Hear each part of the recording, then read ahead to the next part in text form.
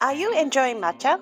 If you love matcha as much as I do, you are in for a treat. While a classic matcha latte is always a go-to, sometimes it's fun to switch things up.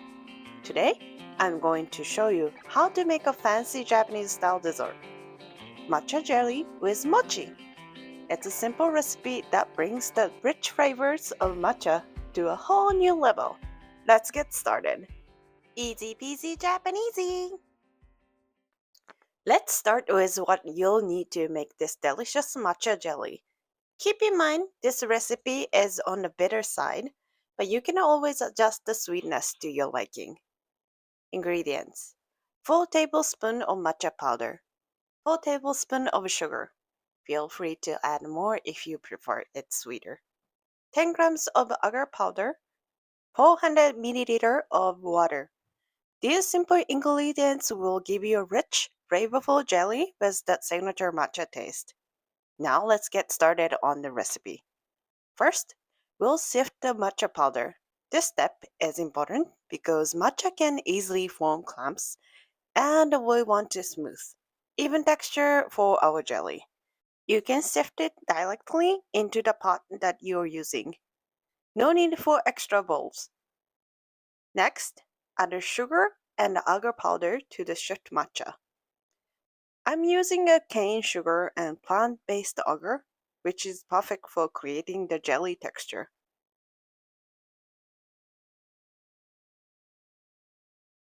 Stir everything together well to ensure it's fully combined. Now, gradually add a bit of water, stirring continuously. We're looking to create a smooth matcha paste, so add the water little by little to avoid any lumps.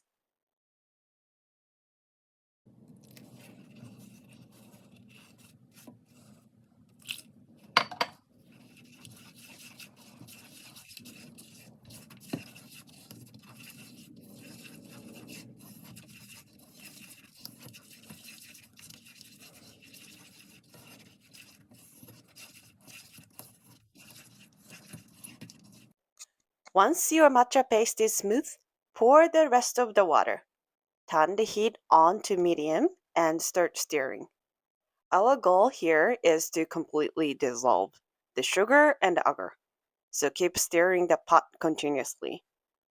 This will ensure everything melts evenly and you get perfectly smooth jelly. After the mixture comes to boil and everything is well dissolved, carefully pour into a clean container. Let it cool down to room temperature, then pop it into the fridge. You want to let it rest for a few hours to fully set, though if you're in a hurry, 30 minutes should do the trick. While our matcha jelly is setting in the fridge, let's make Shiratama Dango. Shiratama Dango are small, chewy rice flour dumplings that are often used in Japanese desserts. They're soft, slightly sweet, and pair perfectly with the smooth texture of our matcha jelly. For our Shiratama Dango, we'll use equal amounts of Shiratama flour and tofu. However, I'm adding a bit more tofu to make the mixture easier to shape into smooth, round balls. This little trick makes forming the dango much simpler. Next, bring a pot of water to a boil. Carefully drop the Shiratama Dango balls into the boiling water and cook them for about 3 minutes. Once they float to the surface, scoop them out and transfer them to a bowl of cold water to stop the cooking process. This helps them keep their nice chewy texture.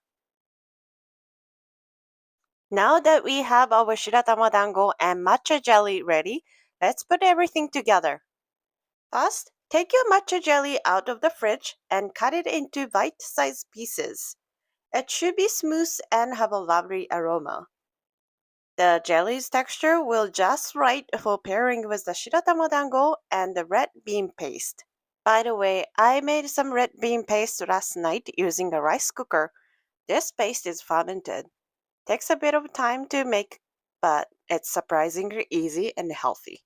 Plus, it has no sugar added. If you're interested in how to make it, just let me know. Now let's assemble our dessert. Start by placing a generous amount of red bean paste on your serving dish. Next, add some pieces of matcha jelly. Look at this, very beautiful color of matcha, rich green, ziggy, and nice and smooth. Shiratama Dango on top of the red bean paste.